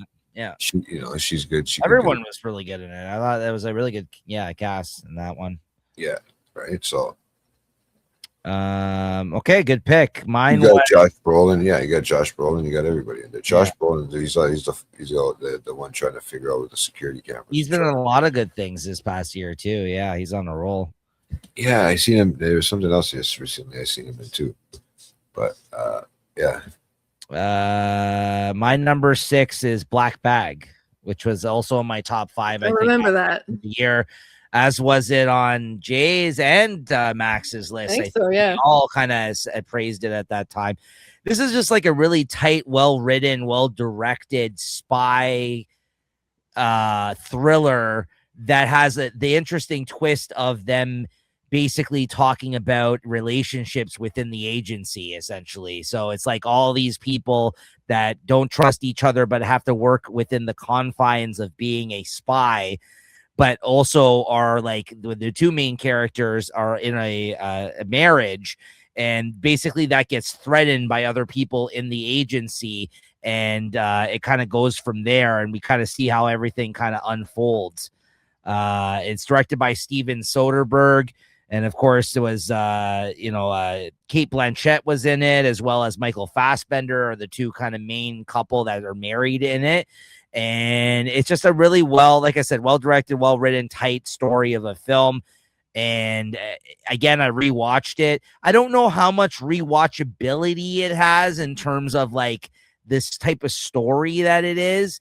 I did make the effort to, like I said, to rewatch a lot of these films before ranking them, and I feel like it would have been lower on my list prior to actually a rewatch of it. Now, I don't want to make it sound like that, it's terrible by any means, but I just don't think I would run to rewatch it as much as some of the lower entries on this list again. But I own it. I own it on Blu-ray. I thought it was really good. So I really, really like this movie this year. And it's always nice to see like a spy thriller type of film. So what was Max's? Max's number 6. His was number 6 was Sinners. There you go. Another Sinners entry on the list. So good stuff. All right, Julie, number 5. We're getting to the top 5 here. Now we're getting into down the wire. Top 5. Yeah, here we go. Phoenician Scheme. You finished. I watched half of it. Yeah. I didn't watch the whole thing. I watched half of it. Yeah, okay. Nice. Wow, this is big for you to put one of his films on your list. I'm surprised. It's very Wes Anderson. I didn't think you were that big of a fan in that sense. I'm not. We've talked about it before. I'm not, but it's a very elaborate, quirky, weird movie it's very, I feel like it strives to be very intellectual, Mm-hmm. Yeah, the plot was complicated. I started watching it. That's why I think I dropped off. I was like, I'll get to the rest of this later. I was like, it's confusing as fuck. Yeah, I'm like, I don't know what the hell's going on here. I loved Michael Cera in it so far, though, from what I watched, right? And Benicio. You gotta keep watching. It's fucking great. Yeah, I gotta finish it. I gotta go back to it. It's quirky. It's weird. It belongs right next to Begonia for different reasons, but it's better. I think it's more well-rounded. Begonia is like, even that is kind of like an odd pick, but like still, it was weird and I liked it. Phoenician Scheme was like weird in a different way. Weird in a way that's just like, yeah, this is like a sort of, yeah, quirky, but like it's like, I don't want to say pretentious, because that's, has a negative connotation, but it's like, it's in that kind of realm where it's like, it's, but I liked it. It was good. Okay. It was Jay? good. I have, for me, I have The Accountant too. It was ambitious. Maybe that's what I wanted. Ambitious. Okay. Yeah, I had The Accountant too. I mean, by no means it's The Accountant 1. I mean, but we got to see it again, like together, and we got to watch it. I think that was on my top 5 too, as well. I think I would mention that because I think it was around earlier in the year, right? This one had more Bernthal in it though, so that was good. But that's what I unfortunately, guys, I like a lot. I like John Bernthal. I'm with you, brother. I'm not. I can go without what's this called? Affleck, but yeah. I can go. I can live without. Yeah, but you need to have. I mean, I think he played a great supporting actor to Ben Affleck in this one, and how they both helped each other out. And I mean, it's not the first one. It's not the same as the first one. It's totally different. It's totally by any means. It's well, not. I mean, totally different, but you get to see where this bond came from, and because they kind of showed a peek of that, if I'm not mistaken, in the first one too. Very little though. Very little. Yeah. They never showed that it was John Bernthal, I don't think, but they did. They met each other right at the end of the first film. You didn't really get that much time with them. No, together. quick. Yeah, to see what it was about. Yeah. But but yeah, so that one, this one, because we got, that's another one. Like anything I get to see what you guys do. Like that's the only time I get to see really a lot of go to the theaters and see a lot of the outside ones. So I tend to put them in my list because they're good movies too. We tend to go and watch some fun movies, right? So for me, I like that one. But I liked it a lot. Yeah, and it was in Max's top 10 as well. So there you go. Yeah, I really enjoyed it.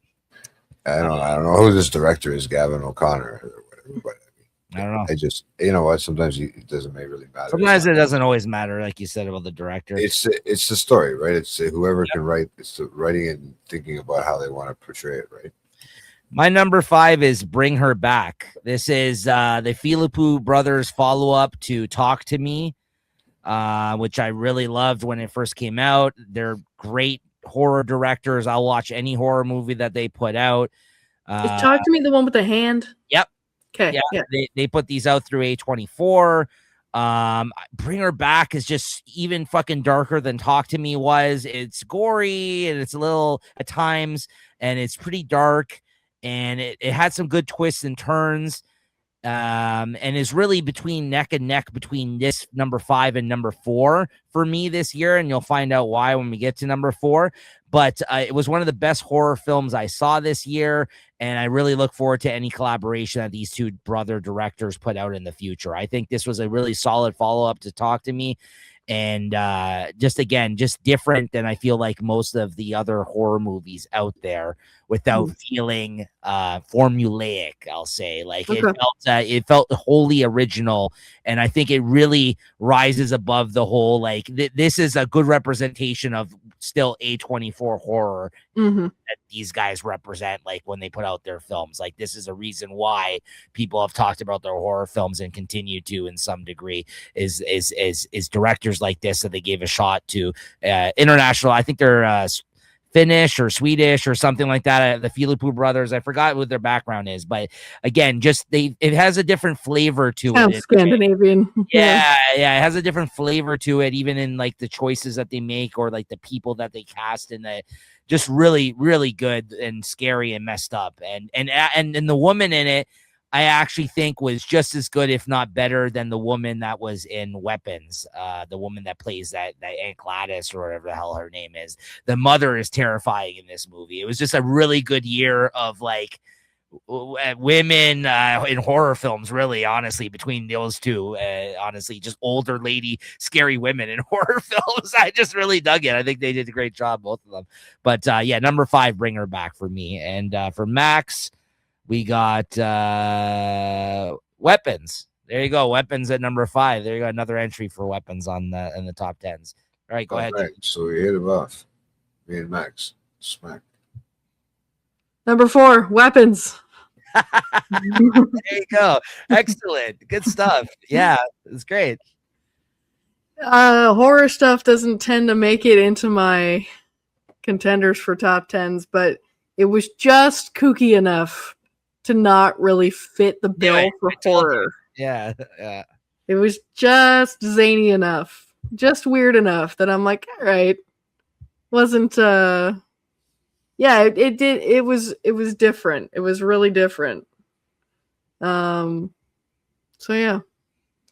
Once we get into my top 3, it's neck and neck. Hard to. Same with me when we get to my top 3 as well. It was hard. I really had to put it under the microscope to figure out which ones I liked best and how to place them. But I feel bad about the order they're in, no matter where it is. I'm right there with you, Julie. Yeah. So I'm really interested to hear what you have to say. Yeah. Because I had to convince myself almost to be like, no, be real, be true to yourself. You know, this one should be in number 2 instead of this place. But like at the same time, I'm like, ask me in another given week. I think they could change places, these films. That's how confident I am about my top 3 as well, as hands down the best films of the year. Go ahead, Jay. You're number 4.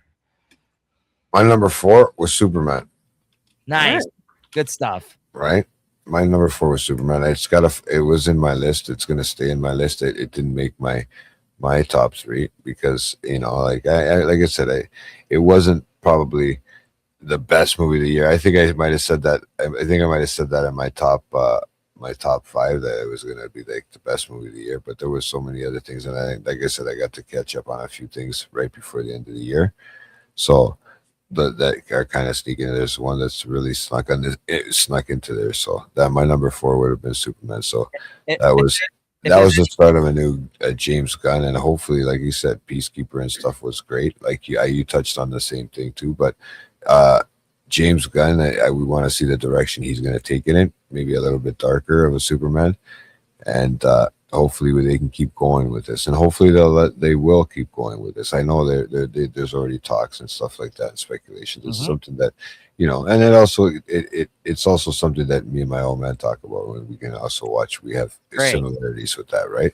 Well, I was about to say, if anybody I'm glad that enjoyed this film, it's you, because I know you're a Superman fan. Like you're a big Superman guy, so I'm happy for you.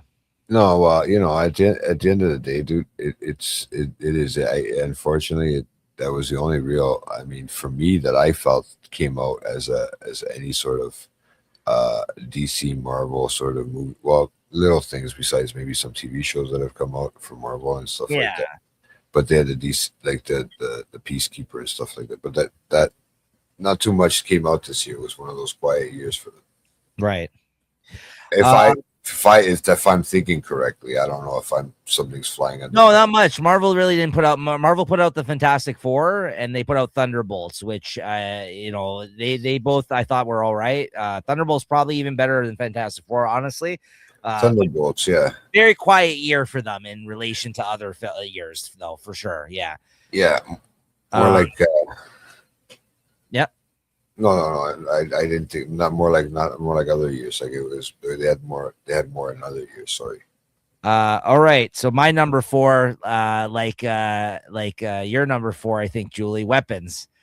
Also made my number 4. I was very much looking forward to this film. This was one of my most anticipated films of 2025, based off of the trailer, and not only the trailer, again, knowing that this director, this was his follow-up to his first horror film, Barbarian, which I was a big champion of. I've told everybody about that movie when I watched it and how much I enjoyed it, and that's Zach Cregger. And the only reason I put this movie just above Bring Her Back, because again, these were like the 2 big horror films that I had that I seen so far this year, that I really love both of them, is because this was just a more conventionally better made film than Bring Her Back. Like the whole structure of the movie, how all of the characters intersect and their stories and the mystery behind it, and the fact that he mixes some humor into his films as well with the creepy elements. That's why I had to give this the edge over Bring Her Back. If I had to say just what's a more better pure horror film, it's Bring Her Back. But if I had to say like something that's an elevated horror film in terms of like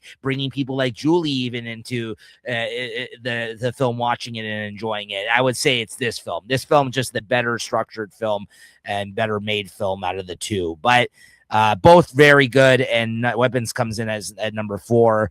And it almost could slip into that top 3 contention, but if I'm being true, it's just right outside of it. But again, great movie this year. I really loved.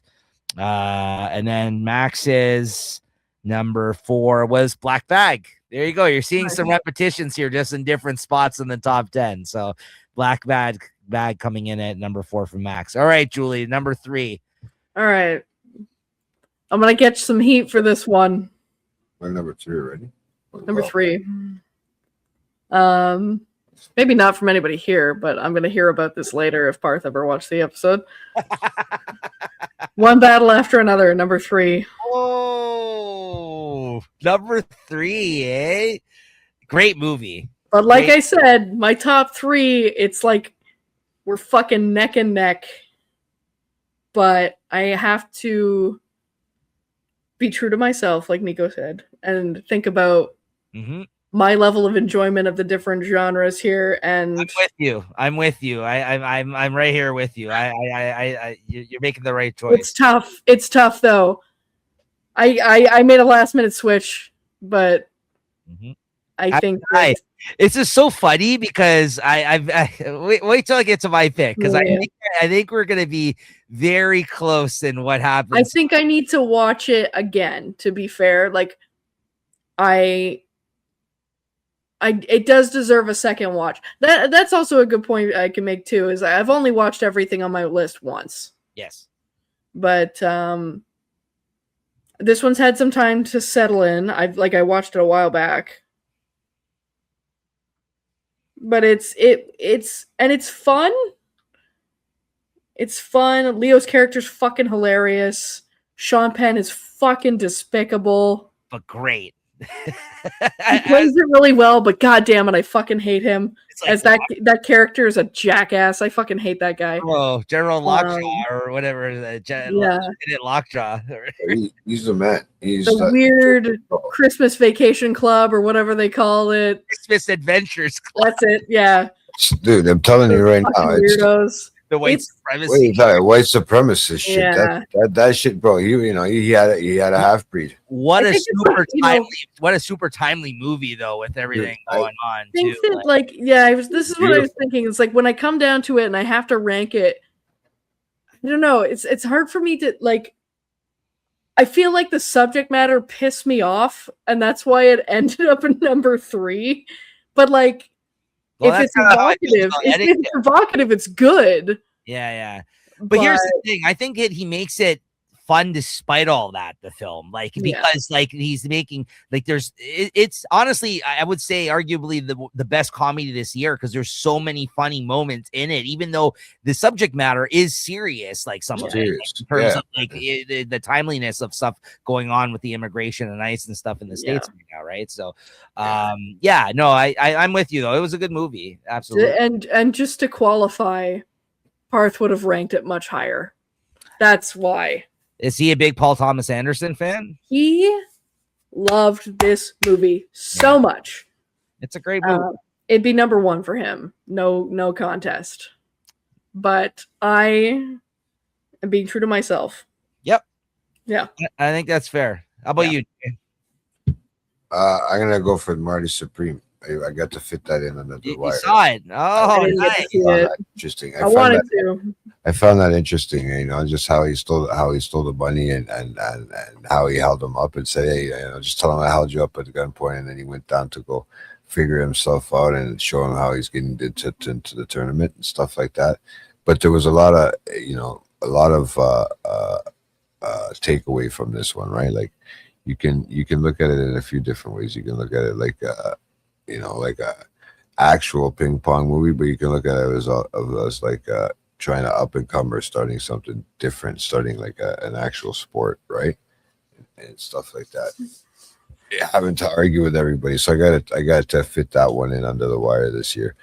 When I was laying down in fucking bed, that was something that I heard you say you went to the theaters to go watch, right? So I was like, all right, what, I'm gonna give this one a check because it's one of those ones that everybody's talking about, right? Absolutely. Right. So I decided to go that way with this one because there's some other ones I found out interesting. So that would have been my number 3 this year. No, good pick. Yeah, it was very good. I enjoyed that. I could watch it again, but I probably won't, unfortunately, right? Unless it's like one of those ones we go and watch and do it, something like that. But yeah. Julie, right there with you, one battle after another is my number 3 as well. Mm-hmm. And that's why I totally agree with what you said, because I had the same quandary. Although I wasn't going to put this at number 1, I was going to probably put this at number 2, but then at the last minute I switched my number 3 with my number 2 because of that whole statement of being true to kind of how I felt about it. I swapped 2 and 3. It's an excellent movie with excellent performances. I love Leo in this movie. Sean Penn, I actually think he's the best. His performance in the movie, he's a terrible character, like the character itself, but he's so good as that fucking character in this movie. I think Leo outshines him as the stoner fucking. I just he's great in it too, but I've just seen so many great Leo performances that I haven't seen Sean Penn in a while. Yeah. So he he hasn't done anything super impactful to me since Milk. He goes like this, remember? Yeah. He's and the way his character ended in this film. Bro, I can't believe how old he looks like. So you forget, I was reversed raped. Bro, dude, Did you see the way he walked? He walked so funny, bro. Bro, the whole reverse. He looked like he was kind of beefed up too, though. I'm like, what's going on in this movie? Jacked. Yeah. No. She was a semen demon. Yeah, she was a semen demon, bro. That I didn't even know that was a word. So many weird quotable lines in that movie. Yeah, it was one of it's the funniest movie I think I've seen all year, honestly. Like, but that's the thing. Like, outside of the fucking whatever, this is look at how like this story is aligning with like current day. Like, Benicio also great in that fucking movie. Benicio, oh yeah, just a few small beers. He's so good at it. Like, here's the thing. I know like this movie. Tuck and roll. Again, I know this movie should be further down the list towards number one. I know it, and it's getting all this praise and winning all these awards so far already. It's deserving. It's deserving, and it's probably my third favorite Paul Thomas Anderson film now, outside of Boogie Nights number one always, and then number two just recently. It's that movie you love to hate, Julie. With it's fucking the hotel. Hotel. Or no, There Will Be Blood. Yeah. No, I mix up fucking Wes Anderson and Paul Thomas Anderson. Oh yeah. But anyways, yeah, not Budapest Hotel. No. That's the one I was thinking of. All right. And Max's number 3 was F1. Wow. Interesting. Yeah, no, I know he talked about it a lot. Yeah, he did really enjoy it. I didn't know it was gonna rank that low on his list, but yeah, I was like, it is funny though because I hadn't seen it up. I was like, oh, I feel like that should have came up already by now. So yeah, F1 is his number 3. No, good stuff. All right, Julie, you're number 2. You ready? Sinners. Oh, wow. Okay, so you really, really loved it. Okay. No, again, a huge praise for this film this year. So you just recently watched this, right? You just okay, yeah. Go on. I feel like there could be some truth to your recency bias theory, but I did feel like it was. I didn't think it was to its detriment, though. I did feel like it was like 2 different movies were happening. Yes. That's what I don't think I like about it, though. It's like a definitive part 1 and a part 2. Yeah. But it almost is like there's 3 things happening because like there's the first chunk, then you get to the vampire stuff, and then it's like there's another short film at the end of that also. Like it's kind of like larger part 2, but like there's 2 very definitive halves to this movie, and I think they're both great. And I know it's a weird. Oh, that's why you were shocked that I put it at number 10. Okay, I get it. Yeah, because I fuck with it heavy. I like that movie a lot. I'm gonna get heat for putting it above One Battle After Another, but like I don't. It's a music movie, dude. Mm-hmm. I gotta go with my fucking. That's my shit. Yes. See, that's the thing. I gotta like let go of the fact that this is a vampire film. I feel like because even on my second watch, I appreciate. I think it's bigger than that.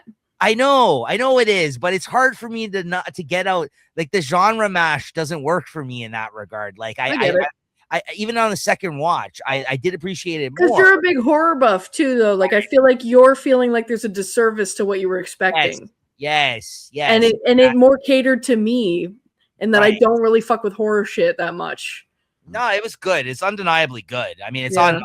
I don't think it's been on Jay's list, has it? But it's on all 3 of our lists so far. Yeah, Sinners. Me, you, and Max. No. Yeah, it was on my. In the beginning I loved of the year. It was on my beginning of the year. Yeah, but I didn't. That's fine. I fucking loved it. It didn't end up falling off.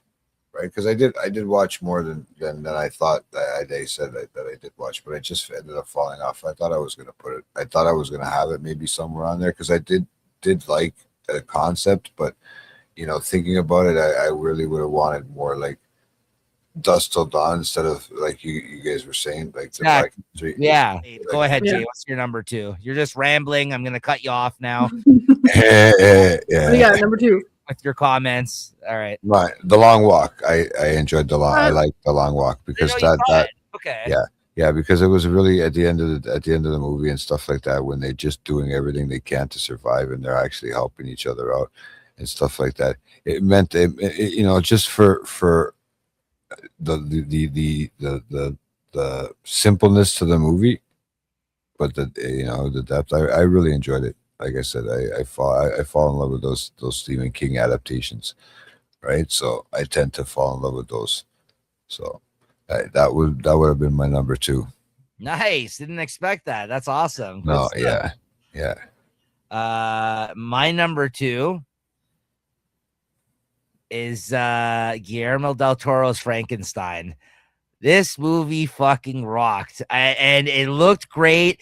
It's one of the best Oscar Isaac performances I've ever seen. I know me and Julie had talked about it quite a bit earlier in the year. I think the last time when we did a What We're Watching video, we both were talking about it because we had just seen it at that time. I was grateful enough to have seen this in a short period of time in theater in IMAX. And I just love the source material so much. And I just think that Guillermo del Toro is the perfect person to have made this film. And I'm so happy that he got to make this film. I know how obsessive he is about Frankenstein and how much he loves it and the story of Frankenstein. And for the people out there, again, I just got to give a shout out about this is that, that didn't enjoy it, because there definitely was a group of people I talked to that were on the other side of that fence for this movie. I don't know what else you would want from this type of movie. Maybe you just aren't a fan of Frankenstein, or maybe didn't really care enough about the story of Frankenstein, or have seen it done too many times. But for me, as far as I'm concerned, this is the best adaptation that I've ever seen of Frankenstein. And it doesn't get much better than this. Mia Goth was excellent in this. Jacob Elordi as the monster was great. And I get it now. Like, Julie, I haven't seen Shape of Water or some of his other films, but I get the kind of this was a beautiful film, romanticized the monster genre. I was moved watching this movie in awe in the theaters, and I was having so much trouble where I was going to put one battle after another with this. I was going to put it second, and then I swapped that. I was like, you know what? No, I can't deny. I just dug this film so much, and this type of, and his vision and the look of the movie. And yeah, I've watched it twice now. I watched it on Netflix the other day, but I watched it in IMAX, and yeah, I get it. Like that, what he does, in these type of gothic horror kind of, love, kind of stories in a way, the relationship between this man and this monster. It is the classic fucking Frankenstein, man. It's great stuff. I absolutely love this. It's my favorite Oscar Isaac performance, and I don't know how long. He was fantastic in this. Christoph Waltz, great stuff. Yeah, unfortunately, I would have liked to see it in the theater, but I didn't get to see it. I didn't get to see that one this year. I seen pieces of it, and didn't get. It's a long haul, but it's good. It's well worth. But yeah, no, and unfortunately, because I like Oscar Isaac too, right? That's he's so good as Dr. Frankenstein in this. He's so good. Yeah. And then Max's number 2 was Avatar: Fire and Ash. There you go. Shit. Oh wow! Hey, as I mentioned, high praise. As I mentioned, I know he's a huge fan of Avatar. All right, go ahead, Julie. You're number 1. Well, fucking nobody's shocked now. It's Frankenstein. Of course it is. Yes. Of course it is. I'm being true to me. We love Guillermo del Toro in this house. Yeah. Yeah. It is such a fucking passion project, and it's so true to the shit he does. It really is. It's like this. I can't say anything better than Nico said. Sorry, I know. I can't say anything without repeating things that he said. It really just is he has such a fun, really visually impressive way of storytelling, and romanticizing these stories, in the way in which they're probably meant to be heard. If you're basing it on the source material, and it just does exactly what it's meant to do. Yeah, and all the work. You said you even saw the documentary where they show you how they made the film. We watched immediately afterwards. We put on. I gotta watch that. Yeah, it's great. It's fucking great. It was so, and it's. What can I say about it? It's fucking fantastic. Watch it. If you guys want to hear her gush more, really all of us, but more about Guillermo's work, go watch our Pan's Labyrinth show that we did. Our episode of Pan's Labyrinth that we recorded before the holidays. And he's never done me wrong. I can't think of a single thing of his that I've seen that I've been like, this is garbage, or like doesn't live up to, like, you know, there's got to be something early on before he was like given the money to just do his thing. I'm sure that there's some kind of early indie project that, you know, doesn't live up to the potential of which they're on my radar. Like, I'm gonna seek those out and watch them. I have a list of ones I haven't seen still of his. There's quite a few actually. Shape of Water's fucking beautiful. It's so cool. I watched it. So such a cool movie. Pan's Labyrinth, we obviously just watched that. That's like the groundbreaker for me, even though he had done some other stuff. Hellboy, fucking fantastic. Yeah. Great twist on a fucking superhero comic type movie. Great take on it. I haven't watched, there's an early one that I feel like was kind of horror genre-ish. Chronos. Which one? Chronos. No, that's not Devil's it. Backbone. It might not have been him. I could be mixing up. It was just might have been a Doug Jones movie. Maybe Guillermo del Toro wasn't involved. Okay. There's one called Mother. No, it might not be his. Mother's Darren Aronofsky. No. There was another one, a different one. Oh, sorry, it was called Mama, not Mother. It's called Mama. I don't think it's him. Doug Jones is in it, but I might just be mixing up that it's Doug Jones because he cast Doug Jones. There's a movie that I think did called Mimic, which was his first movie, but Mama. This one, it was a Spanish language film, was also leading me to feel like it was Guillermo del Toro, but it might not have been. Okay. Mama? Well, I'm glad it was your number one. I get it, man. I loved it. It was fucking amazing. Your number one, Jay? Because I just watched this the other day. I watched it twice already. It's one battle after another. I did watch it after. Yeah, dude, I love Leo, man. I love Leo. I told my nephew to go watch it. I said, you know, because he likes Wolf of Wall Street. He likes that. He's just almost carrying that character over. But I also like the whole fact that he took care of her when that whole aspect of it. He took care of the daughter. I know I might be spoiling, but people, it's already got a Grammy or whatever. So fuck. Sorry, Globe. Golden Globe. Sorry, yeah. Sorry, I mixed those up. It's probably going to win the Oscar for best film. Yeah. You know what I mean? Like, yeah, he got it. And isn't that Max likes that, or is that Julia that likes the Paul talk? No, it's Max's like one of his, if not favorite his director. Yeah. And listen, I'll just jump ahead. It's also his number one. Dude, see that? No surprise. I honestly, bro, I watched it twice already because it is a fucking amazing movie. Sometimes we have some weird taste, me and Max together. No, but you guys agreed on this clearly. You know, like no, but we actually, there are certain ones we do kind of agree on. Like, you know, it's kind of weird. Like, we always criticize each other. We'd like to pick at each other and stuff like that. But we also think, but also ultimately, man, like, I like the whole aspect, how he fitted in, how you know, it's fucking Sean Penn's fucking baby. Yes. Right. And I just like her ass, bro. I was like Sean Penn. If I could have sat there in my car and masturbated over that ass, right? Oh my God. Sean Penn's ass? No, over what's her name's? The what's the black girl's name? Teyana Taylor. Yeah, man, she's got a booty. She's got a booty. Oh yeah. And I'll send you a link to a video of hers that I quite like. I straight up, dude. I honestly, I like the Leo's like incognito. He fucked and fried his brain. That part about it was the best. That was like Wolf of Wall Street. Yeah. Later years, you know, Listen, I fried my brain. I don't remember the fucking codes. You know, I fucking did too much drugs. I did too much cocaine. Yeah. Okay, I'm gonna call out a fucking this. Yeah. But what a fucking movie! Like it was just action and after action, and then, you know, tuck and roll with the Benicio del Toro. Oh, it's great.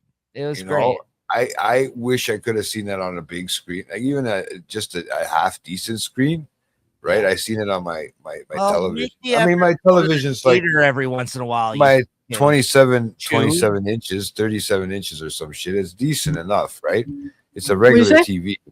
I don't have a fucking 80-inch TV. I don't know, you know, but all right. You know, I watch it on the computer. But yeah, I enjoy it. Huh? Pardon? Just watch it on the computer. Oh, my TV is bigger than the computer. Well, there you go. Yeah. right? So, that's where I watch it from. But yeah, no, it was awesome, and I got to sit there and when I was off, I got to sit there and watch it and twice because I thought it was that good. I told my 15-year-old nephew to watch it. It could very easily have been my number one. That's why I wanted to throw that in before we got into the top three, that these are all interchangeable. These ones, honestly. These ones get really close with each other. Yeah. Cause it's kind of like, so Max also made that his number one. We all had one battle after another in our top three. Me and Julie put it at number 3. You guys both put it at your number 1. So there you go, guys. Go out and watch the movie if you've yet to see that. And my number 1 was also in JT's top 3, and that's Marty Supreme. Nice. Listen, I had a feeling you were going to really enjoy that one. I just love the Safdie brothers films, and this is Josh Safdie without Benny on this one. But it has that same energy as their previous 2 collaborations have had. People are already coining this as the Hustle trilogy because these are about reprehensible characters that will do anything and push anyone out of their way to basically get what they have. They have to do to accomplish what they have to accomplish. And then Hustle trilogy now is Good Time, which we absolutely love, and we talked about here on this show on the Late Night Movies, me and Jay years ago. And Uncut Gems, and every film. This is the only one of those films, though, that has somewhat of a better ending in terms of the character possibly ending up in a better place than those other movies did. So there is some light at the end of the tunnel, but boy, does he go fucking through it in this movie in order to get what he wants to do. And at the end of the day, it was just an excellent sports film too. That's what people may forget about this one. It's a great sports film. It's a great film about somebody determined to try to be the best. That's something they like. Yeah. And listen, Chalamet is that dude now. He really is. Like, I know he's gotten a lot of praise, and you know, I don't know if I necessarily agreed with all the praise that he's been getting lately. He's been coined as the new Leo. I know Julie is lagging out there, but I haven't seen enough of his. Something's going on with the fucking internet. I'm back on the hotspot. I don't know. I haven't seen maybe enough of his films to really kind of consider him to be one of the new great up and comers. But I think he's going to win. Yeah, I think he already won the Golden Globe for this performance. I think he's going to win the Oscar. He's good, so fucking good in this movie. As much as I love Leo and Penn and everybody in one battle after another, Oscar Isaac and Frankenstein, this is the performance, honestly, and that's why I have to put it in at number 1. Marty Supreme. I just love these guys' movie. I haven't been on the edge of my seat as I was watching this movie in theaters like any other film this year. I was enthralled like the whole time. I needed to know what was going to happen to this kid and how he was going to get there and how he was going to accomplish what he needed to do in this film. Just so exhilarating of a performance and of a film, and crazy shit, and all these great New York actors, like small names and stuff in this. Odessa A'zion was great in this. Tyler, the Creator, was great in this. And guess what?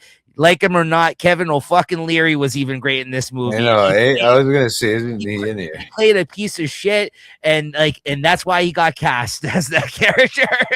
Right? So that's all I will say about him. It works perfect. Listen, he was fantastic in this. Marty Supreme, man, film of the year for me, number 1. Chalamet's on a fucking roll now, eh? He's killing it. He really deserves all the praise. And he's young too, eh? He's gonna be in it for a while. Exactly. That's why they were already giving him. But you know, sometimes they jump the gun on these things. So I wasn't ready to kind of bow down and be like, this guy's the best. But honestly, after this, the Bob Dylans and stuff like that, I didn't see that movie. I heard it's great. I haven't watched it. Yeah, no, I won't say that.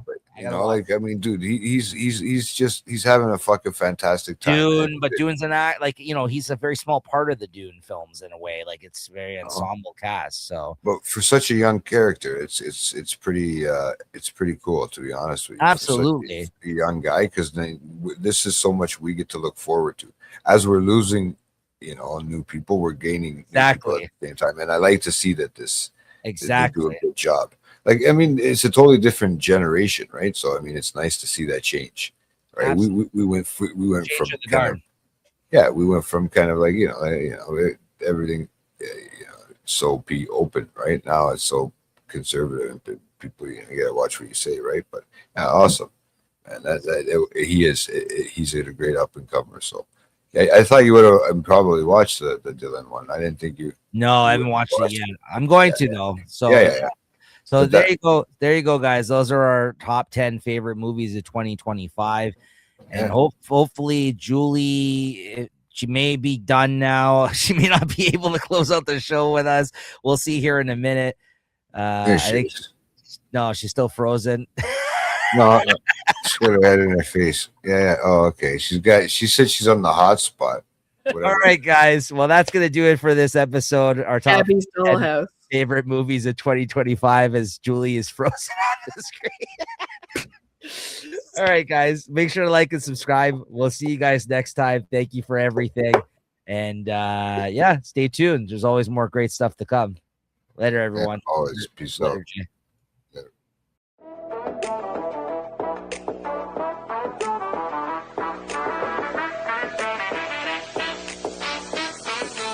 Welcome to the show, everybody.